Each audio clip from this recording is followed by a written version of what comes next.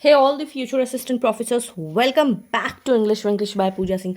Today, we are going to talk about the romantic critic S.T. Coleridge. Okay, so if you haven't watched the complete series, make sure you go and watch that because that's very, very important because we have started from Greek, Roman, Middle Ages critics, romantic. Okay, so make sure if you haven't watched that, go and watch that. Before I start, S.T. Coleridge as a critic will be looking that किसका influence था S.T. Coleridge पे किसका influence था, how he got influenced. So influences on Coleridge was first Wordsworth, then it was Hartley, and he was associated with psychology, and that is why you can see a lot of works S.T. Coleridge related to psychology, and a German thinker called Immanuel Kant.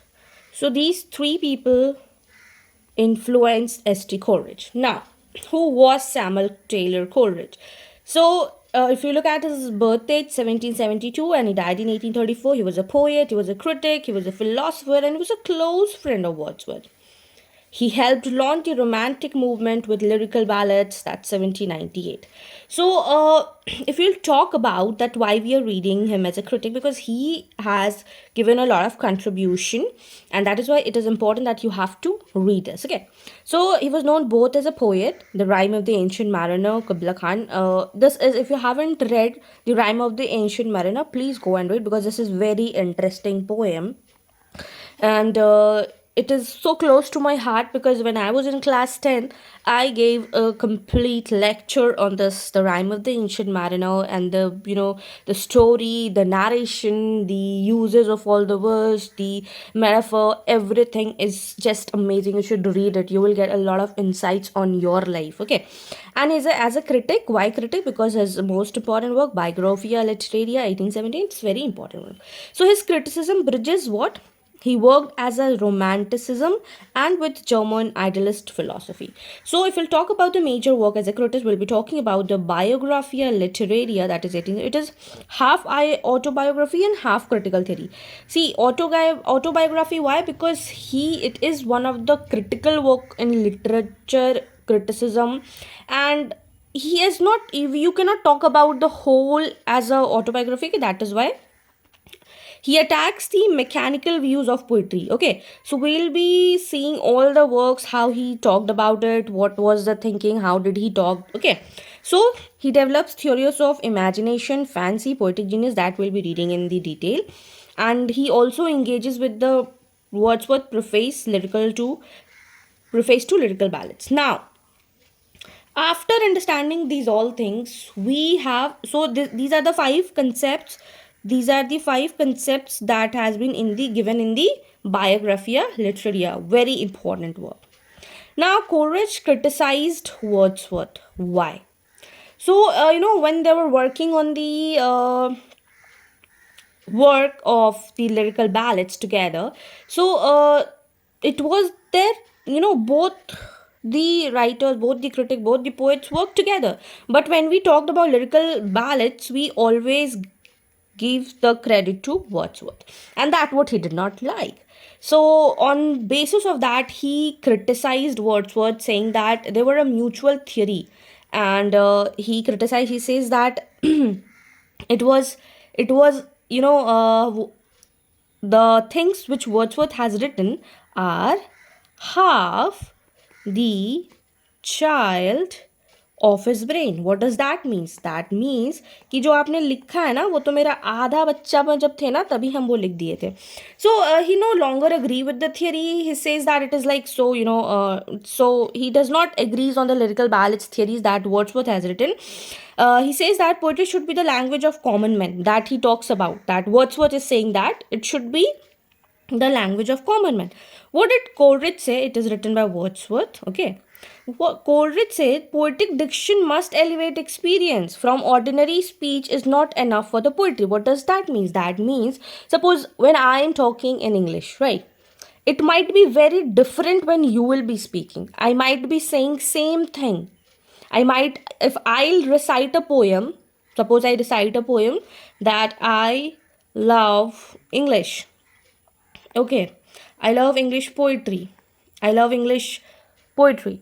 But if Wordsworth will create, or if Coleridge will create the same poetry, he will not recite, he will not keep this as a title of the poem, right? He might say that I am in the sight of the beauty of the word, in the poet, in the diction, and all those fancy words. So that what Coleridge says, that poetic diction must elevate. If you are a poet, your speech should be different from the ordinary people. If you are a ordinary people, your speech should be different. If you are a poet, that what makes you different. So he respected Wordsworth's genius but called these theories too narrow. Okay, he called these theories too narrow.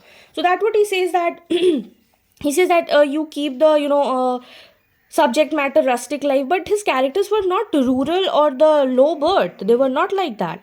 They say that you have to interact with nature. They say, Wordsworth said that you have to interact with nature, but when it comes to dwell mind, reading about great poets, everything takes about a lot of mastermind thing. You have to focus on the things. You just cannot talk about nature. You have to talk about human emotion. If you are not integrating human emotions in your work, it's worthless, right? Then poem uses the language of man.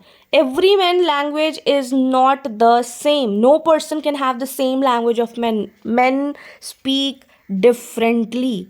All men speak differently. Nobody can talk the same. You cannot talk like me. My way of speaking, or my way of, suppose I'm interacting with you, I'm talking to you now, but my way of making you explain this Coleridge criticism of Wordsworth will be entirely different when you will be explaining things. So this is what Coleridge has criticized of Wordsworth. Now we'll be talking about the theories of Coleridge. Very important. Please, if you haven't studied this, please go and study this in deep and make a note of it, because this is very, very important. So it's given a theory, primary and the secondary imagination. We'll be looking it into the detail. What is primary imagination? Primary imagination is unconscious, spontaneous act of perceiving the world, that is a living power of human perception. What does that mean? This means that how we are perceiving the world around us.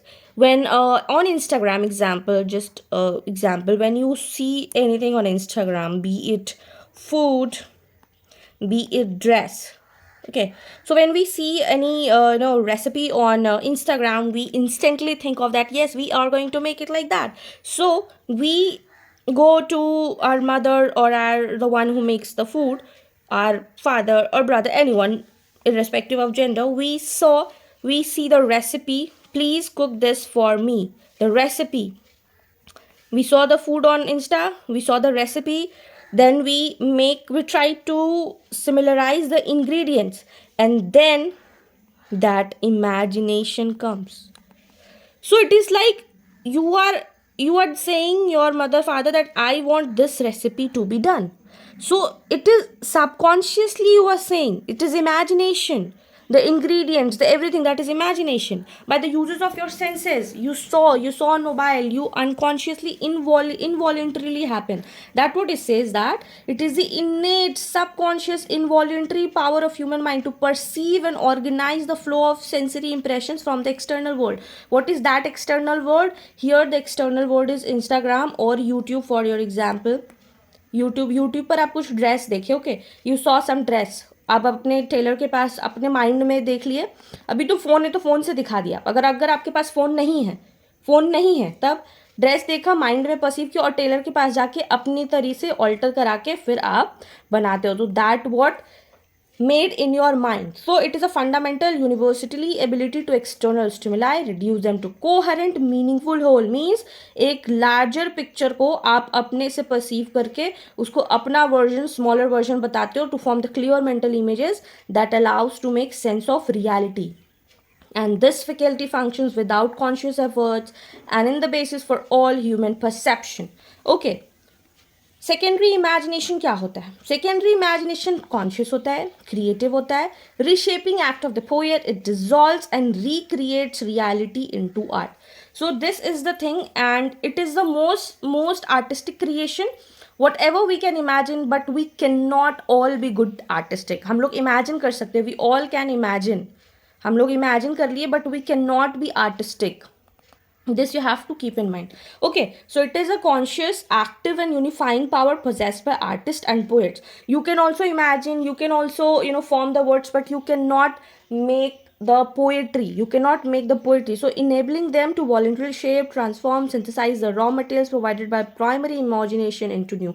So what does that mean? So a poet, so like Wordsworth or Coleridge, they thought about the nature, there they imagined in the primary imagination, and then they shaped in the secondary imagination, and that how poems are being formed. Okay, so it is a universal works of art, while primary imagination is involuntary. Primary क्या होता है? Involuntary होता है, passive होता है, perception shared by all humans, सबका अपना अलग अलग होगा. But the secondary imagination is a higher intentional form of creativity that echoes primary faculty, but with a deliberate will to create something entirely original. आप कुछ देखते हो और उसको ओरिजिनल क्रिएट करते हो खुद से. So that what secondary imagination means. Primary imagination, you saw something and you created a copy of it. You just imagined it. But original जो होता है, original में आप क्या करते हो? Original में आप create करते हो, ठीक है? So this is the primary imagination and the secondary imagination. So Coleridge called secondary imagination a repetition of the primary, but with the conscious will. So in this video, we'll just be explaining this. In the second video, I'll be taking you through all the other concept. So in this video, what did we learn? We did learn about the Samuel Coleridge background, what were the major work as a critic, Biographia, Literaria.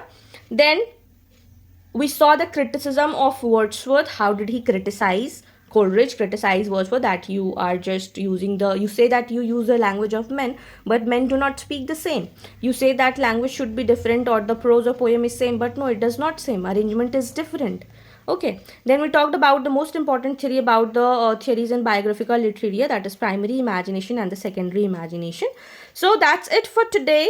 Do let me know in the comment section that who has given the term willing suspension of disbelief, and what does that mean? So do let me know what you will be letting me know, that willing suspension of disbelief, ये किसने concept किसने दिया है?